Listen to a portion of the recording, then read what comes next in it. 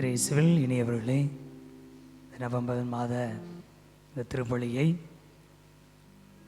அனைத்து உலகத்துக்கும் அரசரான ஆண்டவர் இயேசு என்கிற இந்த பெருவிழா திருப்பலியாக நாம் கொண்டாட இருக்கிறோம். இந்த திருப்பலியிலே லோயலா எல்சியத்தில் உள்ள திருச்சிலுவை ஆலயத்தில் நடைபெறுகிற கிறிஸ்து அரசர் பெருவிழா சிறப்பு திருப்பலியில் கலந்து ஜெபிக்க வந்துள்ள அனைத்து இறைமக்கள், அவர்கள் குடும்ப உறுப்பினர்கள் அனைவரும் இறை அருள் பெற்று நல்ல சுகத்தோடு வாழவும், இப்பகுதியில் உள்ள அனைத்து சிறுவர் சிறுமிகள் இறை பக்தியில் வளரவும், அவர்கள் கல்வி சிறக்கவும், அவர்கள் குடும்பத்தில் நல்ல சுகத்தோடு இருக்கவும், உள்ளார் புனித ஆரோக்கிய அன்னை கவியில் நடைபெறுகிற செட் வேலை நன்றாக நடைபெறவும், படித்து முடித்த இளையோருக்கு நல்ல வேலை வாய்ப்பு கிடைக்கும், அதற்காக அவர்கள் நன்கு முயற்சி எடுக்கவும், மழை பருவ காலங்களில் நல்ல மழை பெய்து விவசாயம் செழிக்க, இறைவனடியை சேர்ந்த மீ இருதயம், லூர்து, பூரணம், சகாயமேரி, மாணிக்கம், மரிய சுந்தரம், அன்னப்பாப்பு, ஆரோக்கியசாமி, இருதயராஜ், ராயம்மாள், அந்தோணி, மிக்கேல், ஞாசி ஆகியோருடைய ஆன்மாக்கள் இறைவனின் நித்தியலை பாறுதல் அடையும்படியாக லோயலா பப்ளிகேஷனில் எடுக்கும் எல்லா முயற்சிகளையும் கடவுள் நிரம்ப ஆசீர்வதிக்கும்படியாகவும், அடுத்த மாதம் லோயலா எல்சியத்தில் மற்றும் பாளையங்கோட்டையில் நடைபெறுகிற கிறிஸ்து பிறப்பு பெருவிழா எவ்வித இடையூறுமின்றி நல்ல முறையில் நடைபெற திருப்பலியில் ஜெபிக்கிறார்கள்.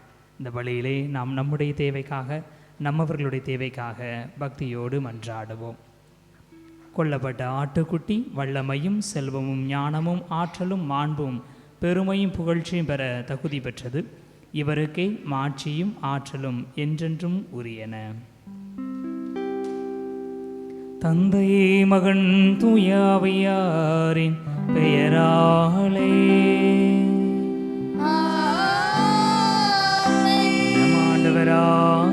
இயேசு கிறிஸ்துவின் அருளும் கடவுளின் அன்பும் தூயாவியாரின் நட்புறவும் உங்கள் அனைவரோடும் இருப்பதாக.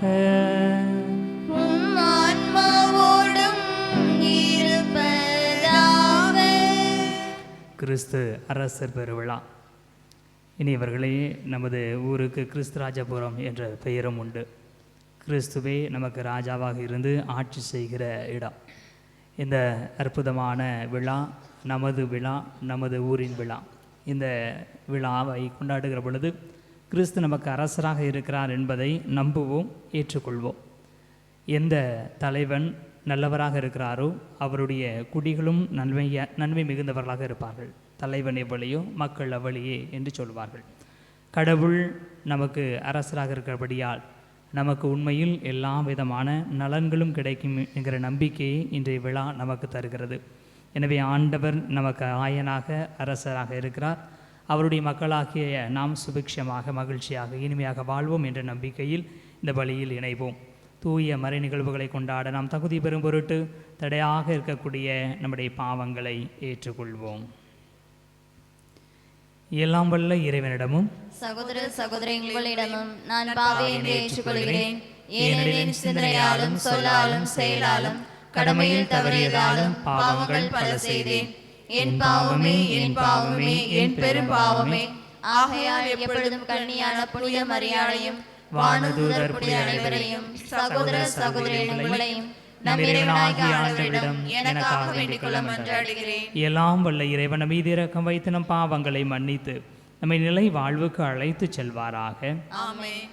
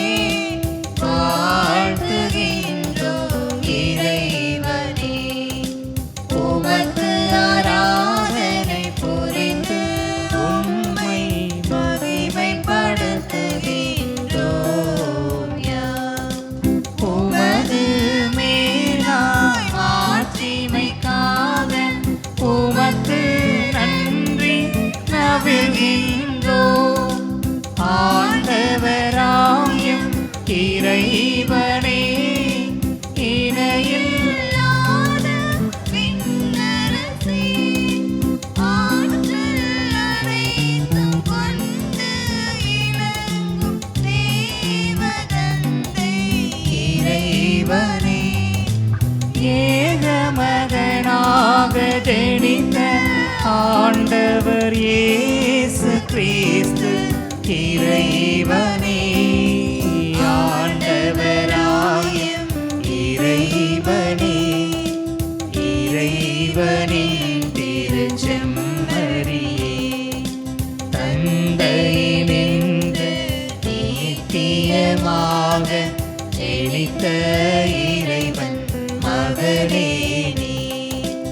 உலகின் பாவம் போக்குபவரே, நீர் எம் மீது இரங்குவீர். உலகின் பாவம் போக்குபவரே, எங்கள் மன்றாட்டை ஏற்றருள்வீர். தந்தையின் பலத்தில் வீற்றிருப்பவரே, நீர் எம் மீது இரங்குவீர். ஏனெனில் இயேசு கிறிஸ்துவே நீரொருவரே தூயவர், நீரொருவரே ஆண்டவர், நீரொருவரே உன்னத.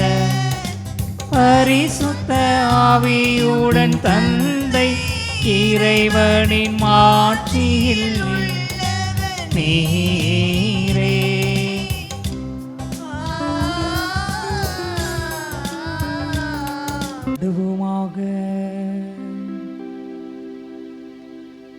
என்றென்றும் உள்ள எல்லாம் வல்ல இறைவா, அனைத்துக்கும் அரசரான அன்பார்ந்த உம் திருமகனில் அனைத்தையும் புதுப்பிக்க திருவுளமானீரே. அடிமை நிலையிலிருந்து விடுதலை அடைந்த படைப்பு அனைத்தும் மாண்புக்கு உரிய உமக்கு பணிபுரியவும், உம்மை முடிவின்றி புகழ்ந்தேத்தவும் அருள் புரிவீராக. உம்மோடு தூயாவையாரி ஒன்றிப்பில் இறைவனாய் என்றென்று வாழ்ந்து ஆட்சி செய்கின்ற எங்கள் ஆண்டவரும் உம் திருமகனுமாகிய இயேசு கிறிஸ்து வழியாக உம்மை மன்றாடுகிறோம்.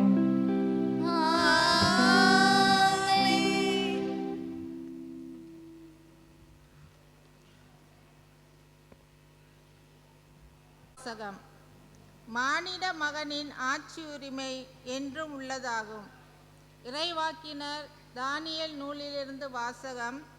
அதிகாரம் 7, இறைவசனங்கள் 13 முதல் 14 வரை.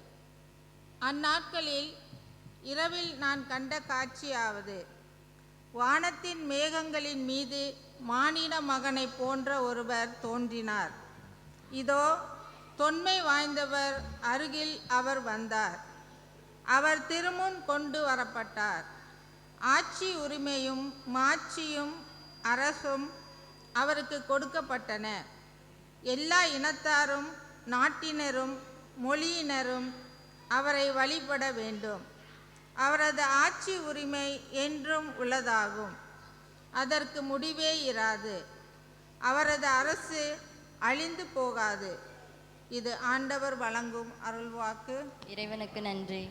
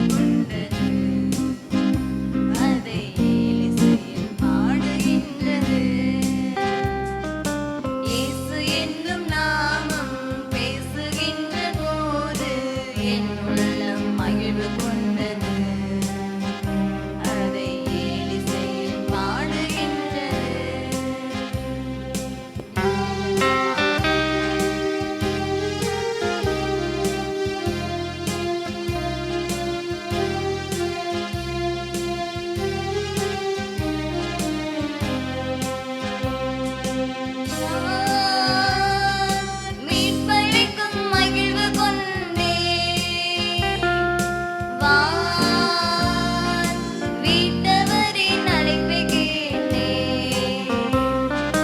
நான் வீர்ப்பளிக்கும் மகிழ்வு கொண்டேன். வான் வீட்டவரின் அழைப்பை கேட்டேன்.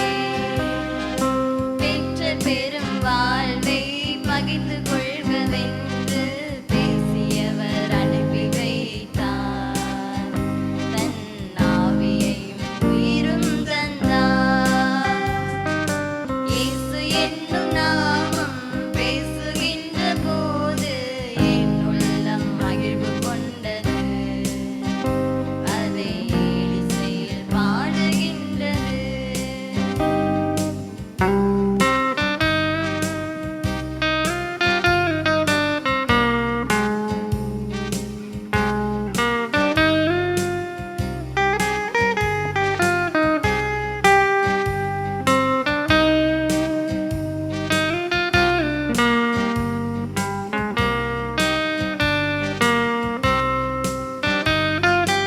என் உள்ளமெல்லாம் கொள்ளை கொண்டார். தன் இல்லமதை அங்கு கண்டார். என் உள்ளமெல்லாம் கொள்ளை கொண்டார். தன் இல்லமதை அங்கு கண்டார். இயேசுவும் நானும் மானிடர் யாவரும் சேர்ந்தங்கே வாழ்ந்திருப்போம். ஒரே சகோதராய் வாழ்ந்திருப்போம். இயேசு என்னும் நாமம் பேசுகின்ற போது என் உள்ளம் மகிழ்வு கொண்டது. அதை இசையில் பாடுகின்றது.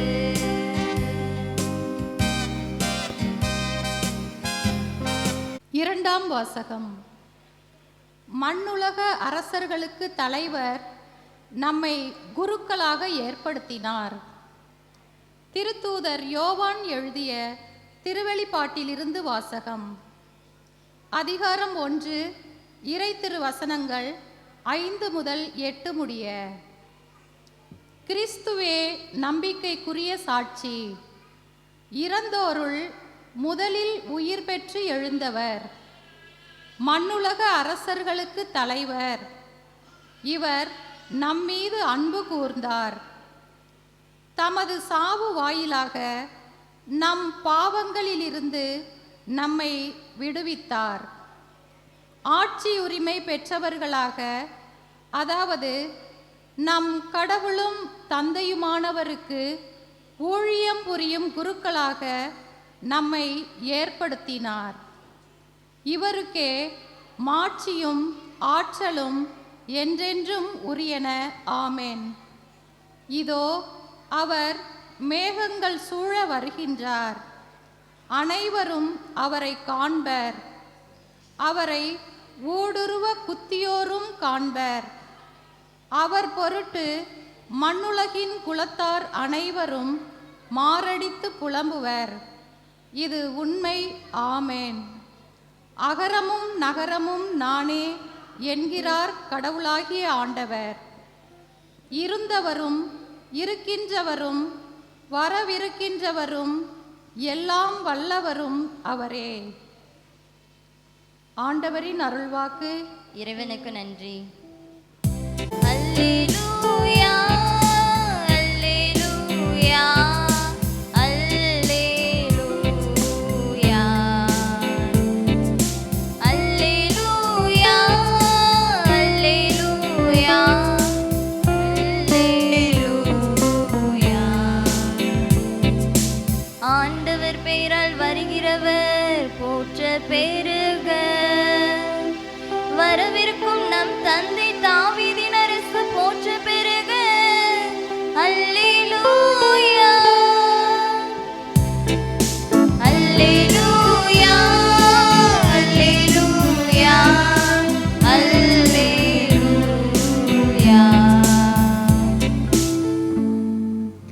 ஆண்டவர் உங்களோடு இருப்பாராக. இருப்பாராக. உம் ஆன்மாவோடும் இருப்பாராக. யோவான் எழுதிய தூய நற்செய்தியிலிருந்து வாசகம். ஆண்டவரே, மாட்சி உமக்கே.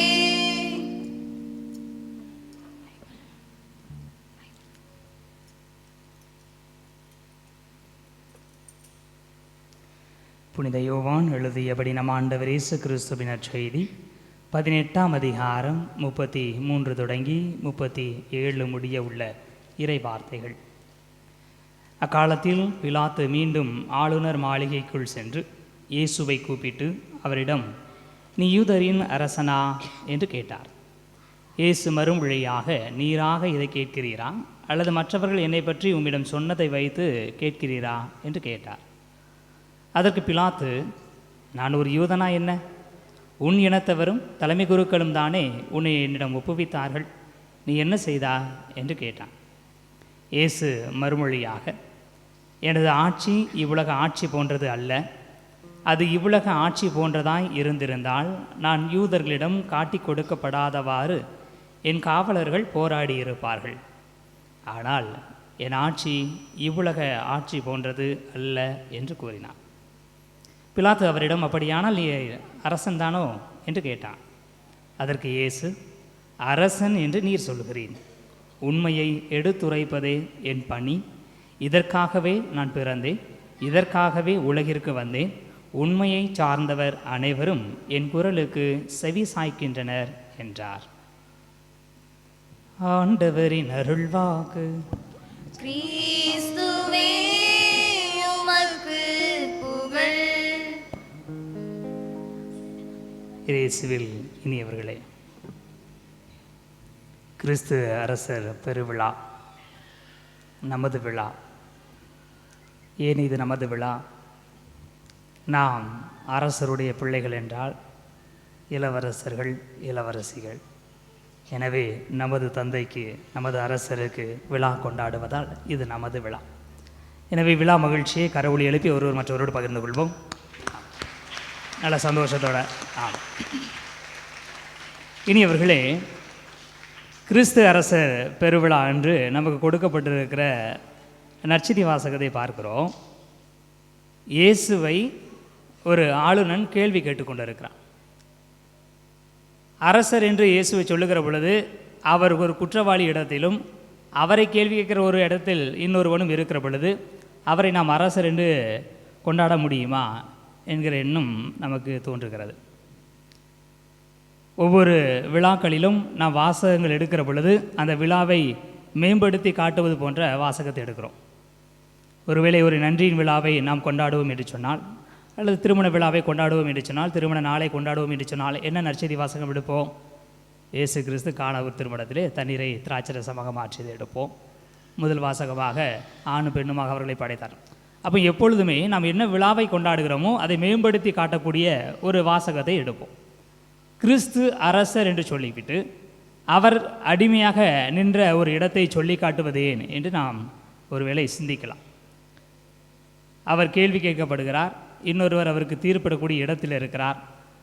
ஆனால் அந்த பகுதியை நீங்கள் சற்று உற்று பார்க்கிற பொழுது யோவான் நற்செய்தி அதிலிருந்து தான் அந்த வாசகம் எடுக்கப்பட்டிருக்கிறது. யோவான் நற்செய்தியாளர் மிக மென்மையாக இயேசு கிறிஸ்துவை அவர்தான் அரசர் என்பதை உறுதிபட எடுத்து காட்டுவார். ஒவ்வொரு நிகழ்விலும் நான் பார்க்கிற பொழுது இயேசு தன்னுடைய மேலாண்மையை, தான் பெரியவர் என்பதை எடுத்து காட்டிக்கொண்டே இருப்பார். மற்ற 3 நற்செய்திகள், ஒப்புமை நற்செய்திகளில் பார்க்கிற பொழுது இயேசு கெத்செமனி தோட்டத்தில் இருப்பார். யூதாசு அவரை காட்டி கொடுப்பதற்காக வருவான். அப்போது யூதாஸ் என்ன சொல்லுவான்? நான் ஒருவரை முத்தமிடுவேன், அவர்தான் இயேசு என்று சொல்லி இயேசுவை முத்தமிட்டு ரபி வாழ்க என்று சொல்வார். அப்பொழுது இயேசு என்ன சொல்வார்? முத்தமிட்டாமா அனிட மகனை காட்டி கொடுக்கிறாய், அதாவது நான் நல்லா இருந்தேன், என்னை மாட்டி விட்டியடா அப்படின்னு சொல்லி சொல்லுவது போன்ற பகுதி இருக்கும். ஆனால் யோவான் நற்செய்தியில் பார்க்கிற பொழுது எல்லாரும் வந்து நிற்பார்கள். சீடருக்கு முன்பாக இயேசு போய் நிற்பார். யாரை தேடுகிறீர்கள் என்று சொல்லி இயேசு முதலில் கேள்வி கேட்பார். அப்போ அவங்க சொல்லுவாங்க, நாங்கள் நாசரேத்து இயேசுவை தேடுகிறோம், நான் தான் என்று சொல்லுவார். ஒரு கெத்து மொமெண்ட் அப்படின்னு வச்சுக்கலாம். இயேசு தானே பெரிய ஆளாக அப்படி காட்ட வேணும். ஒரு அரசர் என்பவன் தனக்கு எதிராக சூழ்ச்சி நடக்கிற பொழுதோ, தனக்கு எதிராக போர் நடக்கிற பொழுதோ ஓடி ஒளிந்து கொள்பவன் அல்ல, மக்களுக்கு முன்பாக சென்று போரிடக்கூடியவன். இந்த இக்கட்டான சூழ்நிலையில் என்னுடைய சீடர்களுக்கு முன்பாக நான் செல்வேன் அப்படின்னு சொல்லி இயேசு நின்று சொல்கிறாரு. யாரை தேடுறீங்க? நாசரேத்து இயேசுவை தேடுறோம். அவர் வேறு இடத்துக்கு போயிருக்காருன்னு சொல்லியிருக்கலாம். ஆனால் அவர் சொல்லுவார், நான் பயந்து ஓடுறவன் கிடையாது, கெத்து, நான் தான் அரசன். அதுதான் அவருடைய அரச தன்மை. இந்த இரண்டாவது இந்த நற்செய்தி வாசகத்தில் நாம் பார்க்கிறோம். ஒரு பெரியவர்கள் என்று யாரை சொல்லுவோம்? அல்ல சில நேரங்கள் இப்போ ஒரு காலத்தில் சின்ன பசங்கள்கிட்ட நம்ம கேள்வி கேட்டோம்னா அவங்க பதில் சொல்லுவாங்க, இல்லைன்னா தெரியலன்னு சொல்லுவாங்க. எந்த ஒரு சிறுவனிடமோ அல்லது இளைஞர்களிடமோ ஒரு கேள்வி கேட்கிற பொழுது பெரியவர்கள் கேள்வி கேட்பார்கள். ஒன்று பதில் தெரிந்தால் சொல்லுவார்கள், இல்லைன்னா அமைதியாக இருப்பாங்க. நான் பெரியவன் அப்படின்னு காட்டக்கூடியவங்க என்ன செய்வாங்கன்னா பதில் கேள்வி கேட்பாங்க. நல்லா பார்த்துக்கிட்டிங்கன்னா பேச்சுக்கு பேச்சு பேசாதான்னு சொல்லும்போது என்ன ஆகும்னா பதிலுக்கு பதில் கேள்வி கேட்குறதா தான் இருக்கும். இங்கே ஆளுநன் இயேசுவை ஒரு கைதியாக நினைத்து கேள்வி கேட்கிறான். நீ தான் அரசரா அப்படின்னு கேட்கிறான். அப்பொழுது இயேசு என்ன சொல்கிறார்? நீரே கேட்குறீரா இல்லை யாரா என்னை பற்றி உங்கள்கிட்ட சொன்னாங்களா? அப்போ இயேசு தன்னை பெரியவராக காட்டி கொடுக்குறார். என்ன இப்படி பதில் சொல்கிற? நான் என்ன யூதனா? அப்போ கேள்வியே பாருங்கள், நீ பெரியவனா நான் பெரியவனான்னு கேள்வியிலே வளர்ந்து கொண்டு போகிறது. ஒரு கட்டத்துக்கு அப்புறம் உனக்கெலாம் நான் பதில் சொல்லணுமா? நான் அரசன் தான், ஆனால் என் ஆட்சி இங்கே பண்ணிட்டேன். அவன் ஒரு குழப்பி விடுறார். இனியவர்களே, இந்த விழாவை ஒரு ஆண்டினுடைய இறுதி நாளில் வைத்திருப்பது ஒரு அர்த்தத்தை கொடுப்பதாக இருக்கிறது. திருவழிபாட்டு ஆண்டு என்று சொல்கிறோம். திருவழிபாட்டு ஆண்டு என்பது இயேசுனுடைய பிறப்பிற்காக நாம் காத்திருக்கிற திருவருகை காலத்தில் தொடங்கி இயேசு உலகின் அரசர் என்ற நாளில் முடிகிறது. அப்போ இயேசு கிறிஸ்து உலகத்தின் அரசர் என்று முடிந்து அடுத்ததாக மறுபடியும் திருவழிபாட்டு ஆண்டு புதிதாக தொடங்கும். இயேசுவிற்காக நம்ம காத்திருத்தல், இயேசுனுடைய பிறப்பு, பொதுக்காலம் அப்படி சொல்லி வரும். அப்போ இயேசு கிறிஸ்து அரசர் என்கிற இந்த விழாவை இறுதி நாளில் வைத்திருப்பதற்கான காரணம் என்ன என்றால், நாம் அதிகமாக திரைப்படம் பார்த்துருப்போம் அல்லது நாடகங்கள்லாம் பார்த்துருப்போம். நாடகம், திரைப்படங்கள் எல்லாம் பொதுவாக என்ன சொல்லி தருகிறது? எதிரின்னு ஒருத்தன் இருப்பான், அவன் பெரிய பலசாலியாக இருப்பான், அவனை யாராலையும் தோற்கடிக்க முடியாது, அவனிடம் பணம் இருக்கும், அதிகாரம் இருக்கும், ஆட்கள் இருப்பார்கள், ஆள்வளம் இருக்கும், அவனை யார் நெருங்கக்கூட முடியாது. அது படமாக இருக்கலாம் அல்லது நாடகமாக இருக்கலாம். அந்த இடத்துல ஒரு ஹீரோ இருப்பார். ஹீரோ ரொம்ப நல்லவர், அவருக்கு ஒன்றுமே இருக்காது, பணம் இருக்காது, புகழ் இருக்காது, பெயர் இருக்காது, ஒரு பின்புலம் இருக்காது. எப்போலாம் அவர் நல்ல காரியத்தை செய்ய முயற்சி பண்ணுறாரோ அப்போல்லாம் மாட்டிக்கிடுவார், அவமானப்படுவார். ஆனால் எப்படி முடியும்? யார் ஒன்றுமில்லாமல் இருப்பவராக காட்டப்படுகிறாரோ அவர் எல்லாம் வைத்திருக்கிறவனை அடித்து துவச்சிட்டு நினச்சிவார், தன்னை பெரிய ஆளாக காட்டுறதோட ஒரு படம் அல்லது ஒரு நாடகம் நிறைவடை. அப்போ ஒரு நிறைவு என்பது நன்மையினுடைய வெற்றி, நன்மையினுடைய மாட்சி, நல்லவர்களுடைய உயர்வு, அதை கொண்டு எண்பித்து காட்டிவிட்டு நிறைவடைகிறது. அதுபோல் திருவழிபாட்டு ஆண்டு எப்படி நிறைவடைகிறது? இயேசு கிறிஸ்து அரசர். இனி இவர்களே இயேசு கிறிஸ்துவை பற்றி நாம் சிந்திக்கிற பொழுதெல்லாம் பல நேரங்களில் அவர் அன்பானவர், அமைதியானவர், அவர் பொறுத்து போகிறவர், சகித்து போகிறவர், சலித்து கொண்டு போகிறவர், அவர் ஒதுக்கப்பட்டவர், வெறுக்கப்பட்டவர், கொல்லப்பட்டவர் என்று சொல்கிறோம். ஆனால் அது மட்டுமல்ல, அதெல்லாம் நன்மைத்தனத்தின் அடையாளம் என்று சொன்னால் அதற்கென்று ஒரு மதிப்பு இருக்கிறது, அதற்கென்று ஒரு மரியாதை இருக்கிறது. நான் நல்லவனாக இருக்கிறதுனால அந்த சமூகத்தில் புறக்கணிக்கப்படுறேன், சமூகத்தில் ஒதுக்கப்படுகிறேன், விலக்க வைக்கப்படுகிறேன், வாழ தெரியாதவன் என்ற பட்டத்தை இந்த சமூகம் நம்ம என்ன கொடுத்து விடுகிறது. அப்படின்னா நான் எதுக்கு நல்லவனாக வாழணும்? கெட்டவனாக வாழ்கிறவன், கெட்டவனாக தன்னை காட்டிக்கொள்கிறவன் அல்லது கெட்டவர்களோடு சகவாசம் வைத்துக் கொள்கிறவன் எவ்வளோ நல்லவனாக வாழ்ந்துட்டு போயிடுறான். அவருக்கு இந்த உலகம் பயப்படுகிறது, அஞ்சுகிறது, அவருக்கு எதிராக ஒரு செயலை செய்வதற்கு பயப்படுகிறது. ஆனால் நான் நல்லவனாக இருக்கிறபடியால் ரொம்ப எளிதாக என்னை எடுத்துக்கொள்கிறார்கள். நான் எப்போவுமே மன்னிச்சுட்டு போகிறோம்னா எனக்கு எதிராகத்தான் தன்னுடைய குற்றங்கள் அதிகமாக நடக்கும், மற்றவங்களும் நடக்காது. நான் திருப்பி அடிக்கிறவனாக இருந்தோம்னா என்னை அடிக்கிறதுக்கு யாரும் வரமாட்டாங்க. அப்போ நல்லவனாக வாழ்கிறதுல என்ன பயன் இருக்கிறது? நல்லவனாக வாழ்கிறதுல மோட்சம் கிடைக்கும். சரி, இந்த உலகத்தில் எனக்கு என்ன கிடைக்கும் என்கிற பயம் தான் பல நேரங்களில் நம் நல்லவர்களாக வாழ விடாமல் தடுத்து விடுகிறது. ஆனால் இயேசு கிறிஸ்துவை பாருங்கள், நீங்கள் நல்லவர்களாக இருங்கள், அதனால் நீங்கள் ஒதுக்கப்படுகிறோம், உதாசீனப்படுத்தப்படலாம். ஆனால் உங்களுடைய வாழ்க்கையின் இறுதியிலேயே நீங்கள் பெரியவர்களாக மாறுவீர்கள். வாழ்க்கைக்கு அப்புறம் அல்ல, வாழ்க்கையினுடைய இறுதியிலே உங்களுடைய மாட்சிமையை வெளிப்படுத்தப்படும். இயேசுவினுடைய வாழ்க்கையை நாம் பார்க்கிறோம். இயேசுவிற்கு என்ற ஒரு பெரிய பின்புலம் இருக்கிறதா? இல்லை. சாதாரண பெற்றவர்கள், ஏழை பெற்றவர்கள், எனவே அவர்களுக்கென்று ஒரு பெரிய பின்புலம் இல்லை. ஊரில் இருந்தால் ஒரு பின்புலம் இருக்கா அப்படின்னா நாசரேத்திலிருந்து வருகிறார். நாசரேத்திலிருந்து நல்லது வர முடியுமா என்று சொல்லி தான் சமூகம் பேசுகிறது. அவர் யாரோடு இருக்கிறார்? ஏழைகளோடும் எளியவர்களோடும் பாவிகள் என்று சமூகம் கருதுகளோடும் இருக்கிறார். எனவே என்ன சொல்கிறாங்க? அவர் பாவிகளுக்கு நண்பர், நல்லா சாப்பிட்றாரு, உண்டு கொழுத்து அலைகிறார், அவர் பெருந்தீனிக்காரன், பேய் பிடித்தவன் என்று சொல்லி இயேசுவை எல்லா காலகட்டத்திலுமே அவர்கள் சபித்து கொண்டே இருக்கிறார்கள், சலித்து கொண்டே இருக்கிறார்கள், திட்டிக் கொண்டே இருக்கிறார்கள். இந்த இயேசு கிறிஸ்து தன்னுடைய வாழ்க்கையினுடைய இறுதி பக்கத்தில் எப்படி தன்னை வெளிப்படுத்துகிறார்? அரசர். அவரெல்லாம் தீமை செய்து கொண்டிருக்கிறாரோ அந்த தீமையெல்லாம் ஒழிக்க ஒரு மனிதனாக நான் உயர்ந்திருக்கிறேன். நான் மேலே உயர்த்தப்படுகிற பொழுது அனைவரும் என்பால் ஈர்த்துக் கொள்வேன் என்று சொல்லி இயேசு சொல்வது துன்பத்தின் அடையாளமாக மட்டும் அல்ல, அதுவே மாட்சியின் அடையாளம். எனவே தான் இயேசு கிறிஸ்து தன்னுடைய தந்தையிடம் ஜெபிக்கிற பொழுது சொல்வார், தந்தையே உன் மகனை நீர் மாட்சிப்படுத்தும் என்று சொல்லுகிற பொழுது, நான் ஏற்கனவே உன்னை மாட்சிப்படுத்தினேன். எப்பொழுது? திருமுழுக்கிலே. இவர் என் அன்பாத மகன் என்று சொன்னேன். அப்போ நான் ஏற்கனவே உன்னை மாட்சிப்படுத்தினேன், மீண்டும் மாட்சிப்படுத்துவேன். 2ஆம் திருமுழுக்கு, இரத்த திருமுழுக்கிலே உன்னை மாட்சிப்படுத்துவேன். அப்போ இயேசு கிறிஸ்து தான் இறப்பதையே ஒரு மாட்சியின் அடையாளமாக காட்டுகிறார், மீட்பின் அடையாளமாக காட்டுகிறார். அப்போ தான் அரசர் என்பதை எப்படி என்பது காட்டுகிறார்? நான் மற்றவர்களுக்காக இருக்கிறேன், என்னுடைய இறப்பிலே நான் பெரிய ஆள் என்பதை இந்த உலகிற்கு நான் அறிவிக்கிறேன். எனவே தான் அவரை குத்துகிற நூற்றுவ தலைவன் என்று சொல்கிறான், இவர் இறைமகன் என்று சொல்கிறான். அவர் இறப்பதை பார்க்கிற பொழுது இவர் இறைமகன் என்று சொல்கிறார். எனவே நாம் நல்லவர்களாக வாழ்கிற பொழுது ஒருவேளை நமக்கு எதிரான சூழ்ச்சிகள் வரலாம், அல்லது நாம் இந்த உலகத்தில் சரியாக மதிப்பிடப்படாமல் போகலாம், உலகத்தால் ஏளனப்படுத்தப்படலாம். ஆனால் இந்த உலகத்திலே நம்முடைய வாழ்க்கை ஒரு மாட்சியின் வாழ்க்கையாக மாறும். எப்பொழுது? நாம் அந்த அரசர் கூடிய பண்பில் வாழுகிற பொழுது. இயேசு கிறிஸ்துவனுடைய அரசர் தன்மை வெளிப்படுத்துகிறார். எனது ஆட்சி உலக ஆட்சி போன்றதாக இருந்திருக்கும் என்று சொன்னால் என்னுடைய பணியாளர்கள் எனக்காக போராடி இருப்பார்கள். ஆனால் உண்மைக்கு சான்று பகர்வதை எனது பணி என்று சொல்கிறார். நான் அரசன்தான், ஆனால் அரசன் என்பவன் அதிகாரத்தை பெற்றுக்கொள்பவன் அல்ல, பணிவிடையை பெற்றுக்கொள்பவன் அல்ல, பணிபுரிகிறவன். இந்த மனப்பான்மையில் நாம் வாழ்கிற பொழுது இந்த உலகத்திலேயே நல்ல வாழ்க்கை வாழ்வதற்கான கைமாறை நம்மால் பெற்றுக்கொள்ள முடியும். அந்த கைமாறை பெறுவதற்கான ஏற்புடைய வாழ்க்கை வாழ முயற்சி செய்வோம். ஆண்டவர் கிறிஸ்து அரசர் நம்மை ஆசீர்வதிப்பாராக. எழுந்து நமது நம்பிக்கையை அறிக்கையிடுவோம். விண்ணகத்தையும் மண்ணகத்தையும் படைத்த எல்லாம் வல்ல தந்தையாகிய கடவுளை நம்புகிறேன்.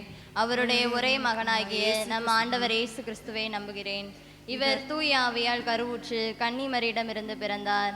போந்தி பிலாத்தின் அதிகாரத்தில் பாடுபட்டு சிலுவையில் அறையப்பட்டு இறந்து அடக்கம் செய்யப்பட்டார். பாதாளத்தில் இறங்கி 3ஆம் நாள் இறந்தோரிடமிருந்து உயிர் தெழுந்தார். விண்ணகத்திற்கு எழுந்தருளி எல்லாம் வல்ல தந்தையாகிய கடவுளின் வடபக்கத்தில் வீற்றிருக்கின்றார். அங்கிருந்து வாழ்வோருக்கும் இறந்தோருக்கும் தீர்ப்பு வழங்க வருவார். தூய ஆவியாரை நம்புகின்றேன். புனித கத்தோலிக்க திரு அவையை நம்புகின்றேன். புனிதர்களின் உறவு ஒன்றிப்பை நம்புகின்றேன். பாவ மன்னிப்பை நம்புகின்றேன். உடலின் உயிர்ப்பை நம்புகின்றேன். நிலைவாழ்வை நம்புகின்றேன். ஆமென். அமர்ந்து கொள்வோம். காணிக்கை பாட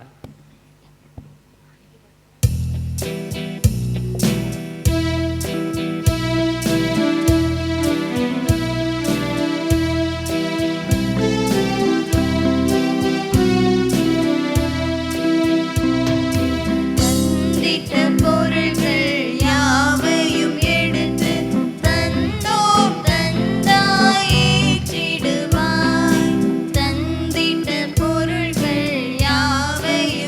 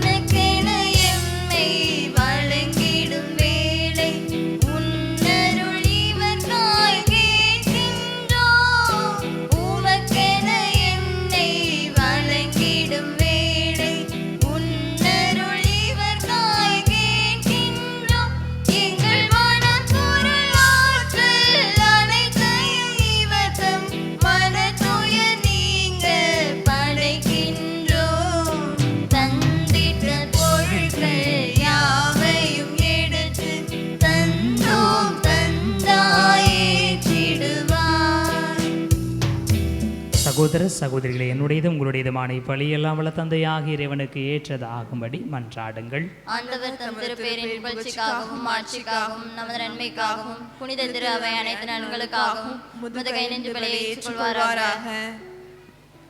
ஆண்டவரே, உம்மோடு மனிதரை ஒப்புரவாக்கும் பழி பொருளை நாங்கள் உமக்கு ஒப்பு கொடுத்து உம்மை பணிவுடன் வேண்டுகின்றோம். ஒற்றுமை அமைதியாகிய கொடைகளை மக்கள் இனத்தார் அனைவருக்கும் திருமகனே கொடுத்தருள்வாராக. என்றென்று வாழ்ந்து ஆட்சி செய்கின்ற அவர் வழியாக உம்மை மன்றாடுகிறோம். ஆண்டவர் உங்களோடு இருப்பாராக.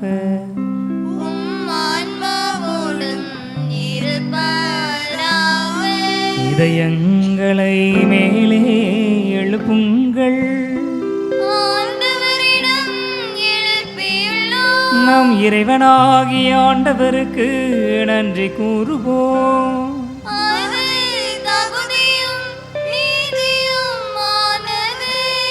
ஆண்டவரே, தூயவரான தந்தையே, என்றும் உள்ள எல்லாம் வல்ல இறைவா, எங்கள் ஆண்டவராகிய கிறிஸ்து வழியாக என்னாலும் எவ்விடத்திலும் நாங்கள் உமக்கு நன்றி செலுத்துவது மெய்யாகவே தகுதியும் நீதியும் ஆகும். எங்கள் கடமையும் மீட்புக்கு உரிய செயலுமாகும். நீர் உம்முடைய ஒரே பேரான திருமகன் எங்கள் ஆண்டவர் இயேசு கிறிஸ்துவை என்றென்றுமுள்ள குருவாகவும் அனைத்துக்கும் அரசராகவும் அக்களிப்பின் தைலத்தால் அருள் பொழிவு செய்தி இவ்வாறு அமைதியை வழங்கும் ஆசற்ற பலிபொருளாக சிலுவை பீடத்தில் தம்மையே அவர் ஒப்பு கொடுத்து மனிதருக்கு மீட்பு அளிக்கும் அருளடையாளங்களை நிறுவினார். படைப்புகள் அனைத்தையும் தமது ஆட்சிக்கு உட்படுத்தி நிலையான அனைத்துலக ஆட்சியை அளவில்லா மாண்புடைய உமக்கு கையளித்தார். அது உண்மையும் வாழ்வும் ஓங்கும் ஆட்சி, புனிதமும் அருளும் நிறைந்த ஆட்சி, அன்பும் அமைதியும் நிலவும் ஆட்சியும் ஆகும். ஆகவே வானதூதர் முதன்மை வானதூதரோடும் அரியணையில் அமர்வோர் தலைமை தாங்குவோரோடும் வான் படைகளின் அணிகள் அனைத்தோடும் சேர்ந்து நாங்களும் உமது ஆட்சியை புகழ்ந்து முடிவின்றி பாடுவதாவது.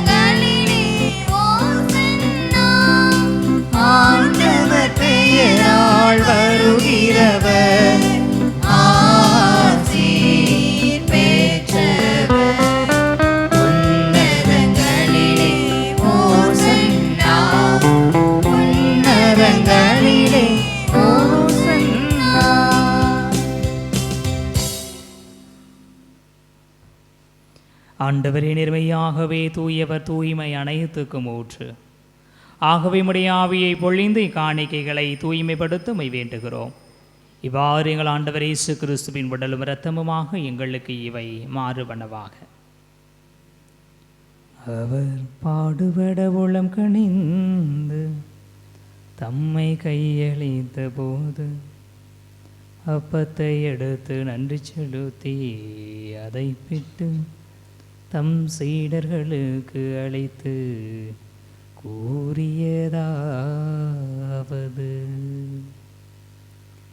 அனைவரும் இதிலிருந்து பெற்று உண்ணுங்கள்,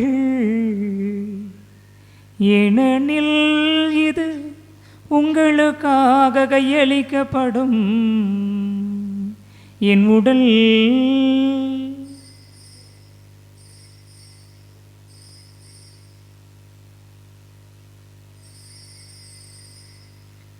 அவ்வண்ணமே இரவு விருந்தையருந்தியவின் கிண்ணத்தையும் எடுத்து மீண்டும் உமக்கு நன்றி கூறி தம் சீடர்களுக்கு அழைத்து அவர் கூறியதாவது: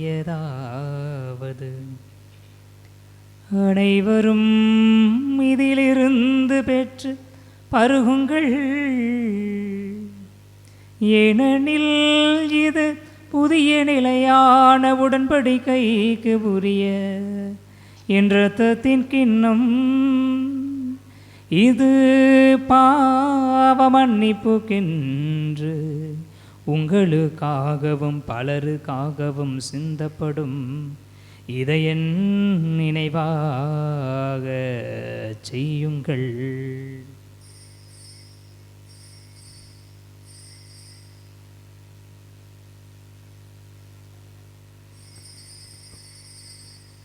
நம்பிக்கையின் மறை பொருள். ஆண்டவரே, நீர் வருமளவும் உமது இறப்பினை அறிக்கையிடுகின்றோம், உமது உயிர்ப்பினையும் எடுத்துரைக்கின்றோம். ஆகவே ஆண்டவரே, நாங்கள் கிறிஸ்துவின் இறப்பினையும் உயிர்ப்பினையும் நினைவு கூர்ந்து வாழ்வதரும் அப்பத்தையும் மீட்பளிக்கும் கிண்ணத்தையும் ஒப்புக் கொடுக்கின்றோம். திருமணம் என்று மக்கள் ஊழியம் புரிய தகுந்தவர்கள் என எங்களை ஏற்றுக்கொண்டீர். எனவே மக்கள் நன்றி செலுத்துகிறோம். மேலும் கிறிஸ்துவின் உடலிலும் இரத்தத்திலும் பங்கு கொள்ளும் எங்களை தூய ஆவியார் ஒன்று சேர்க்க வேண்டுமென உமை தாழ்மையுடன் மன்றாடுகிறோம். ஆண்டவரை உலகெங்கும் பரவி இருக்கும் அது திரு அவையை நினைவு கூர்ந்தருளும். எங்கள் திருத்தந்தை பிரான்சிஸ், எங்கள் ஆயர் அந்தோணி சாமி, எல்லா திருநிலையினராகிய அனைவரோடும் உமது திரு அவை அன்பில் நிறைவு பெறச் செய்தருளும். மேலும் உயிர்த்தலும் எதிர்நோக்குடன் துயில் கொள்ளும் எங்கள் சகோதர சகோதரிகளையும் இறந்தோர் அனைவரையும் இரக்கத்துடன் நினைவு கூர்ந்து உமது திருமுக ஒளியின் ஒளியேற்றருளும். எங்கள் அனைவர் மீதும் இரக்கமாயிரும். கடவுளின் கன்னித்தாயான புனித மரியா, அவருடைய அன்பு கணவரான புனித யோசேப்பு, புனித திருத்தூதர்கள், இவ்வுலகில் உமக்கு உகந்தவராய் இருந்தோர் ஆகிய புனிதர் அனைவருடனும் நாங்கள் நிலை வாழ்வில் பங்கு கொள்ளும் தகுதி பெற்று திருமகன் இயேசு கிறிஸ்து வழியாக உம்மை புகழ்ந்தேத்தும் வரமருள உம்மை மன்றாடுகிறோம்.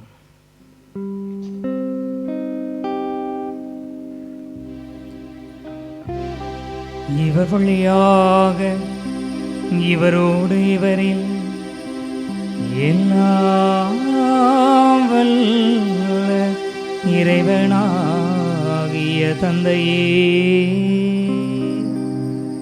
தூய ஆவியாரின் ஒன்றிப்பில் எல்லா புகழும் ஆட்சியும் என்றென்றும் உமக்கு உரியதே. ஆமென். ஆமென். ஆமென். மீட்பரின் கட்டளையால் கற்பிக்கப்பட்டு இறைவடி பிணையால் பயிற்சி பெற்ற நாம் துணிந்து பாடுவோம். விண்ணுலகில் இருக்கிற எங்கள் தந்தையே, உமது பெயர் தூயதென போற்ற பெருக, உமது ஆட்சி வருக,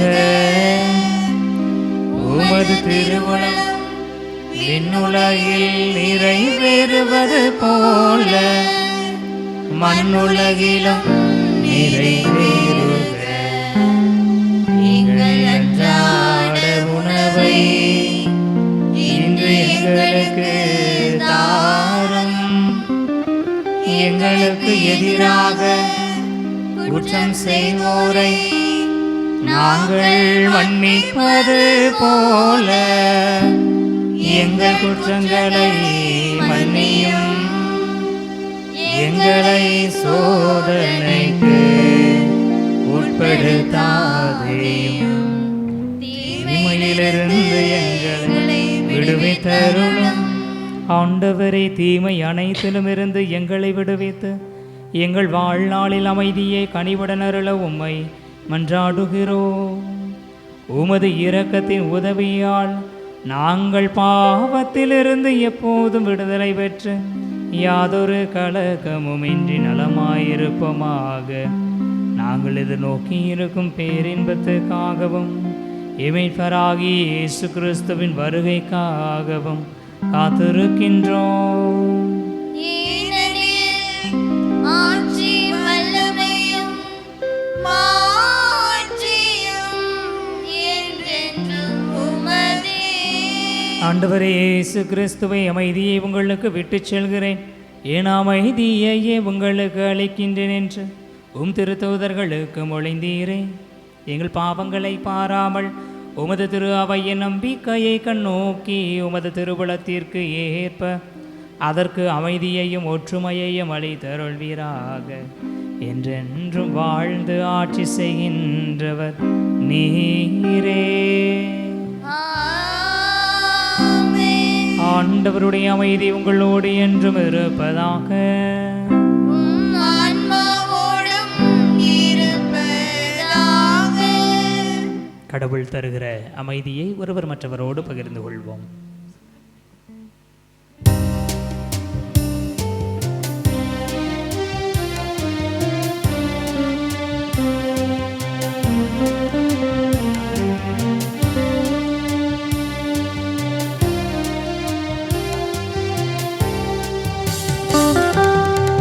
உலகின் பாவம் போக்கும் இறைவனின் செம்மறியே,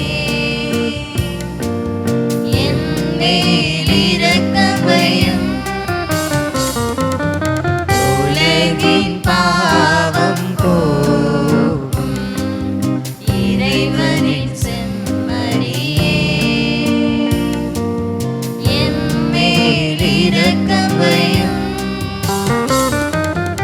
உலகின் பாவம் போக்கும் இறைவனின் செம்மறியே,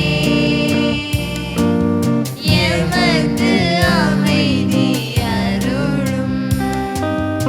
எமக்கு அமைதி அருளும்.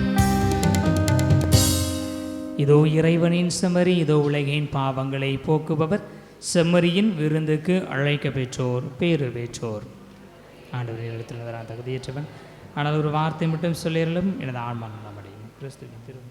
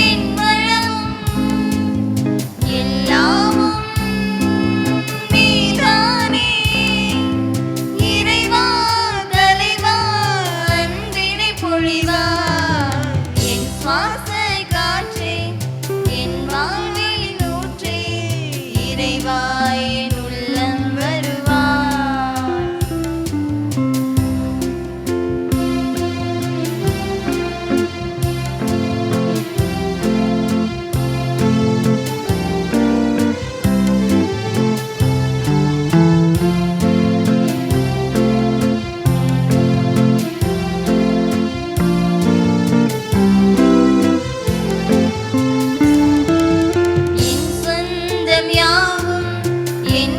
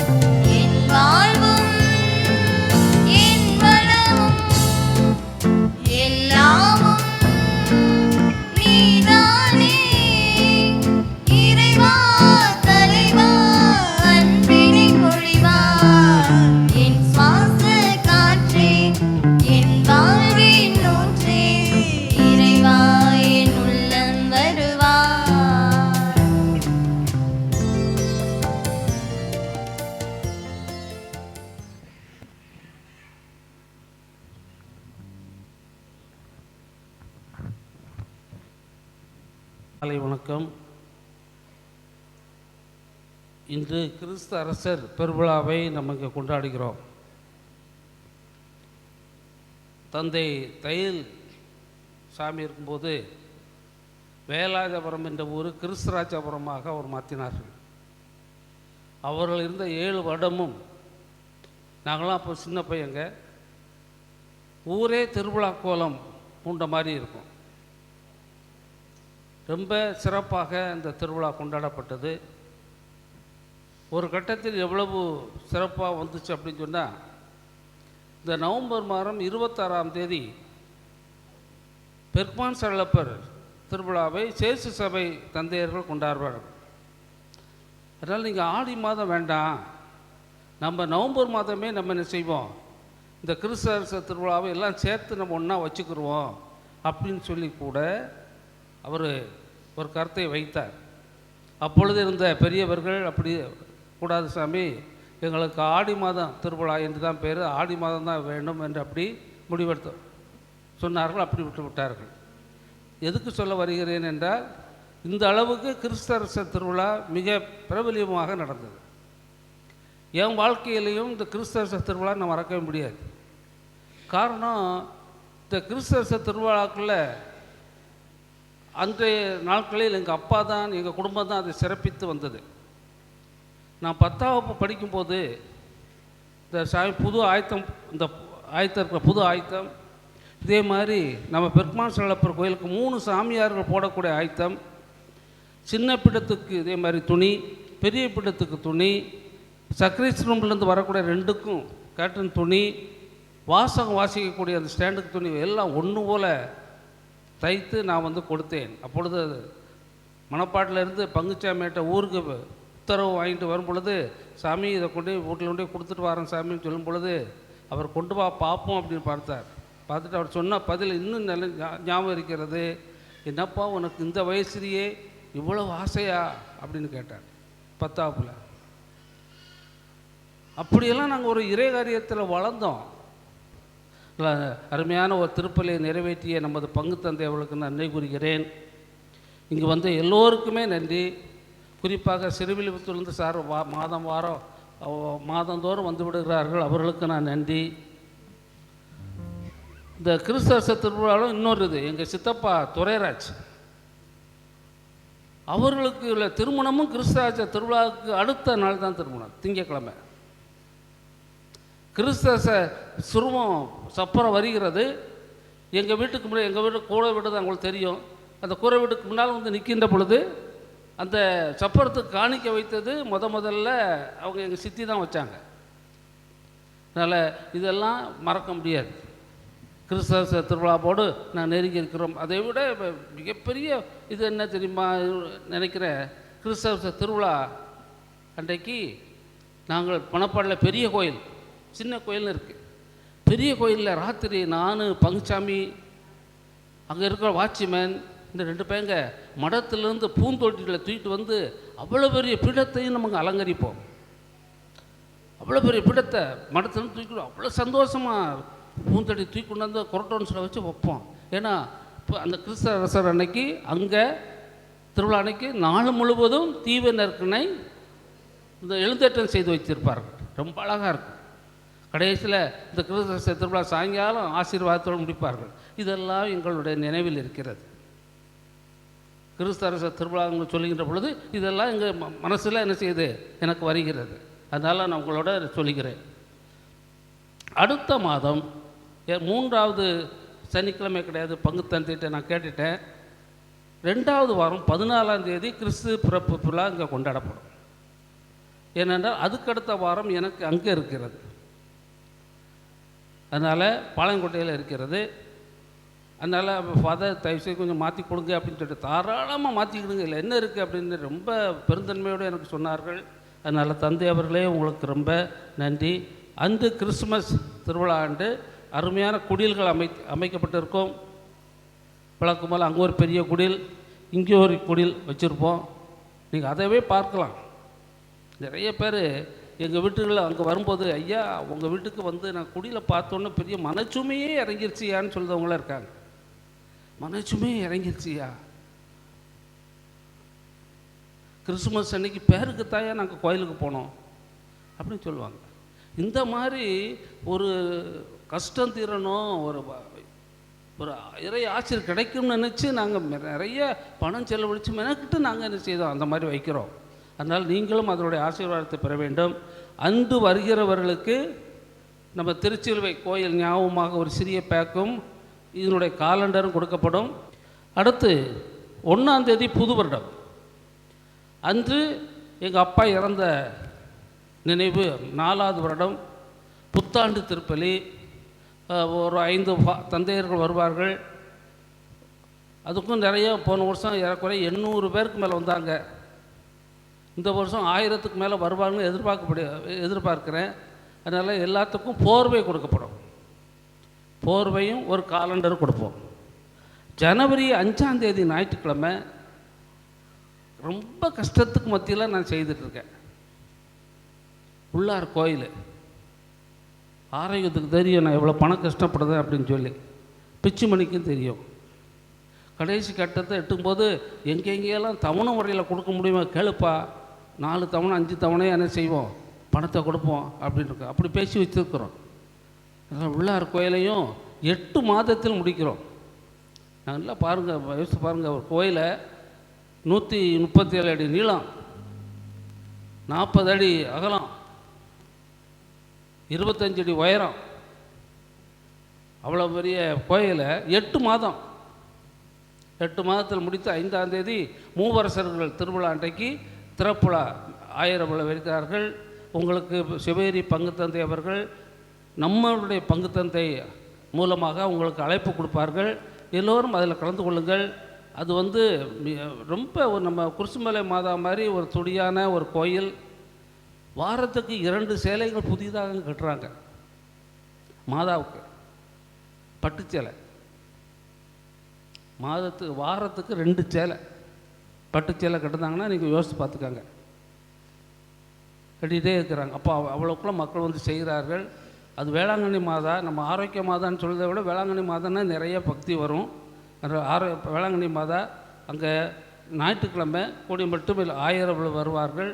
தேதி 4 மாதத்துக்கு முன்னாலே குறிச்சாச்சு. அதனால் வேகமாக வேலை நடக்கிறது. அதனால் அது வேலையை முடித்து விடும். நான் சொன்னது போல் இந்த புஸ்தகம் இருக்குது, வேளாங்கண்ணியிலேருந்து நான் வாங்கியிருக்கேன். தினமும் நம்ம விவிலிய நாள் குறிப்பேடு வாசிக்கிறதுக்கு நான் சொன்னேன் 6ஆம் வகுப்பு முதல் 12ஆம் வகுப்பு வரைக்கும் தருவேன் அப்படின்னு சொல்லியிருக்காரு. இதனால் என்ன நன்மை, இதை படித்ததுனால என்ன அப்படின்னா, தப்பு இல்லாமல் வாசிக்கலாம். படிக்கிற பையங்க தப்பு இல்லாமல் வாசிக்க முடியும், தப்பு இல்லாமல் எழுத முடியும். எல்லா வீட்லேயும் என்னது வந்துருச்சு, கரண்ட் இருக்குது. இப்போ நாங்கள்லாம் படிக்கும்போது பெரியப்பட்ட பைபிள் குத்து விளக்கு தான் எங்கள் வீட்டில், கூரை வீட்டில். அந்த குத்து விளக்கில் விரிச்சிட்டு படிக்கணும். குத்து விளக்கு வளைச்சிட்டு படிப்போம். மணாலா சாமியார் பூசை முடிஞ்ச உடனே ஏதாவது கேள்வி கேட்பார். கோயிலில் முடிஞ்சோடனே தெற்கு பக்கத்து வாசலில் நிற்கணும், எல்லாரும் ஏதாவது கேட்பார், அதை சொல்லணும். நான் நிறைய சொல்லி நிறைய பாராட்டு வாங்கியிருக்கிறேன். அதில் இப்போ எல்லா வசதியும் இருக்கிறது. பெற்றோர்களை தயவு செய்து பிள்ளைகளை ஒரு நாளைக்கு 10 நிமிடமாவது இதை படிக்க சொல்லுங்கள். நான் எதுக்கு கொடுக்குறேன், நவம்பர்லேயே உங்களுக்கு கொடுக்குறேன். ஜனவரி 1லேருந்து வாசிக்க ஆரம்பிக்கட்டும் அப்படின்ட்டு. ஏன்னா அடுத்த மாதம் முடியாது திருவிழா. அதனால் இந்த ஜனவரி 1லேருந்தே வாசிக்கட்டும் நான் கொடுக்குறேன். 6ஆம் வகுப்புலேருந்து 12ஆம் வகுப்பு வரை உள்ளவர்கள் மட்டும் இங்கே இருங்க. இன்றைக்கி அட்டண்டன்ஸ் கிடையாது. யார் யாருக்கெல்லாம் அவங்களாம் ஊராக நாங்கள் கொடுப்போம், நீங்கள் வாங்கிட்டு போங்க. நான் அதை கொடுத்துக்கிறேன். பூசைக்குதவி பையங்களுக்கு நான் அடுத்த வாரம் நான் என்னென்னு சொல்வேன். இப்போ இந்த பூசைக்குதவி பையங்களுக்கு மட்டும் தந்தை அவர்கள் இந்த விவிலிய நாள் குறிப்பிட்ட கொடுப்பார்கள். மீதியே நான் பூச முடிந்த உடனே நான் தருவேன். சரி, நன்றி.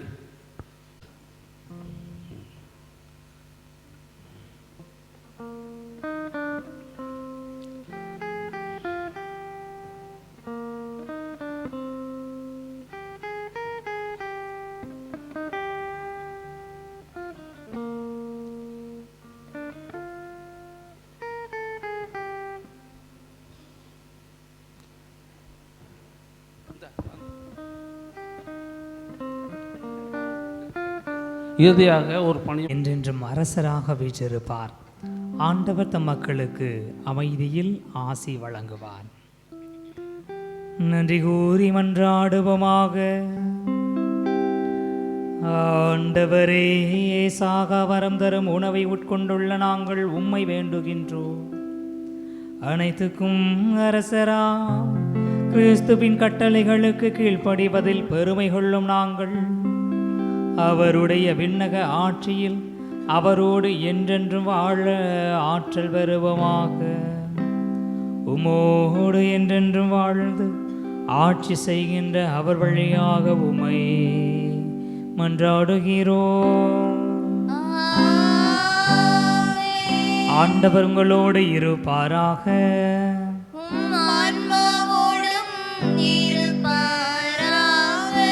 எல்லாம் வல்ல இறைவன் தந்தை மகன் தூய ஆவியார் உங்களுக்கு ஆசி வழங்குவாராக. சென்று வாருங்கள், திருப்பலி நிறைவேறிற்று.